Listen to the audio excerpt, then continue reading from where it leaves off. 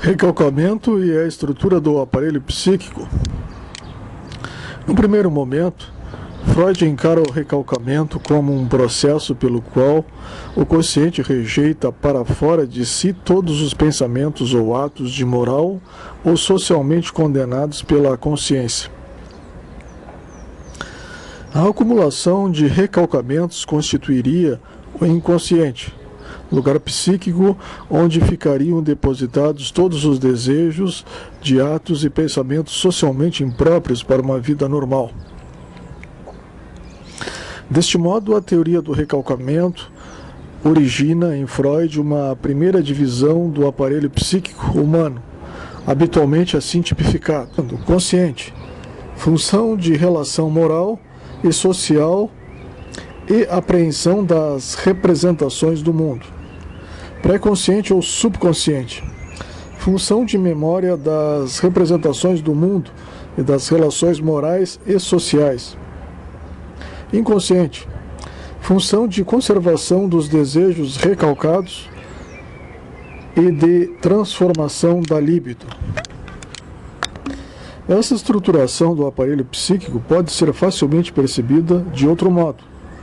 O consciente e o pré-consciente têm uma função de representação da realidade exterior, realidade sensível, moral, social, política, etc.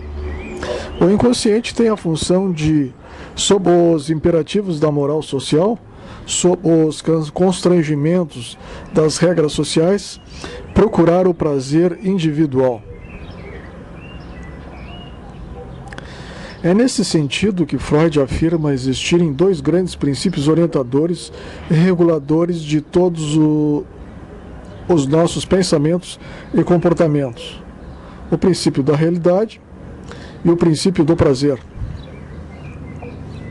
Segundo Freud, a criança nasce sob o domínio do princípio do prazer, buscando em todos os seus movimentos as sensações agradáveis. A ausência da consciência moral e social no bebê permite a Freud declarar que todas as atividades do recém-nascido se desenvolvem segundo o princípio do prazer, através de uma energia que domina o seu aparelho psíquico, a libido, ou seja, a vontade e o desejo que se constitui como o centro do inconsciente. Forma-se, assim, no aparelho psíquico da criança, duas zonas bem diferenciadas: o consciente, regulado pelo princípio da realidade e constituído pela moral dominante na sociedade, e o inconsciente, regulado pelo princípio do prazer, constituído pela libido e pelos desejos infantis recalcados. Ora, é pelo princípio da realidade e no consciente que as noções de bem e de mal, dever e responsabilidade, normal e anormal, ganham sentido e se postulam à criança como obrigações que ela deve respeitar para que seja socialmente aceita. O bem social nasce assim da repressão dos desejos libidinais e tem como fim harmonizar a vida individual no seio da vida coletiva através de normas que estabelecem o dever e as obrigações. O princípio da realidade, como base da moral, origina-se no aparelho psíquico da criança. Segundo Freud, entre os 4 e os 6 anos, quando do sentimento libidinoso do filho pela mãe ou da filha pelo pai, o complexo de Édipo, também designado por Electra nas raparigas. Nessa idade, o pai assume para o filho o duplo caráter de ideal de ação e de obstáculo ao desejo, de, imitando-o, proteger e amar plenamente a mãe. A realização plena desse desejo levaria a criança a expulsar o pai de casa e casar com sua mãe.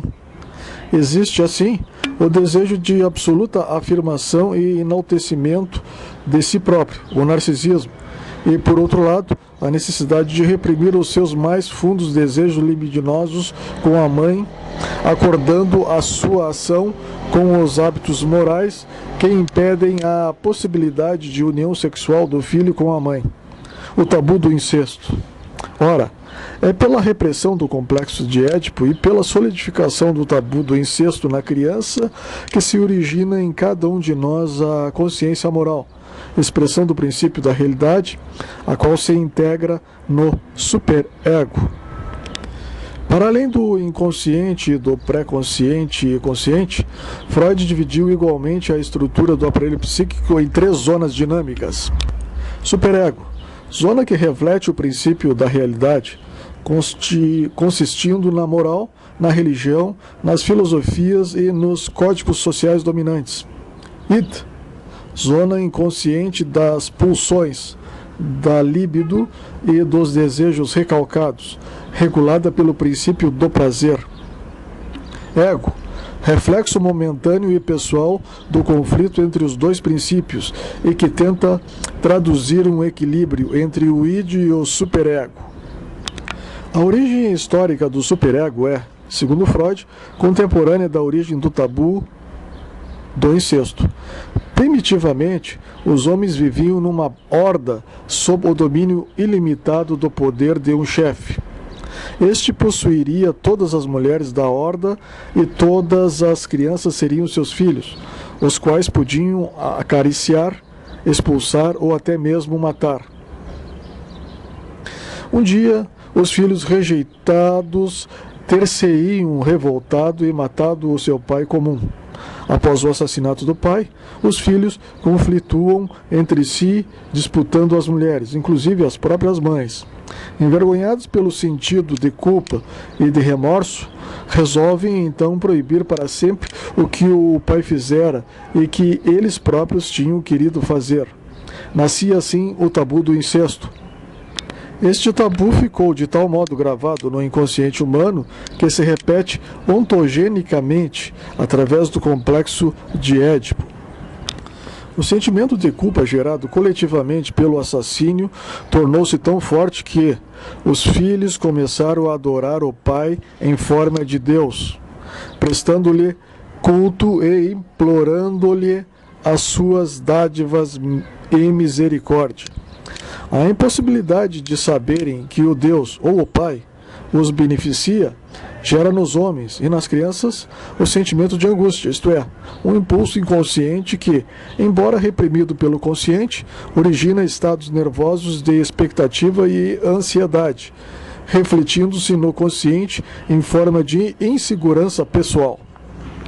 Esta angústia pode provocar estados ou ações de sublimação. Pela sublimação, os desejos do inconsciente, censurados e reprimidos pelo superego, encontram um escape, realizando ações socialmente permitidas e assim satisfazendo as pulsões sexuais. É assim que a mulher, que não pode ter filhos, analisa a sua energia libidinal para o amor a Deus, religião, às crianças ou aos animais, ou se entrega obsessivamente à criação artística. Deste modo, os que defendem preconceitos morais excessivamente rígidos são analisados por Freud como indivíduos neuróticos, angustiados, autoculpabilizando-se na infância pelos seus desejos sexuais e tentando superá-los quando adultos. Por outro lado, indivíduos moralmente lascivos são analisados por Freud como carecendo de um forte superego na sua infância por via de uma deficiente interiorização do princípio da realidade.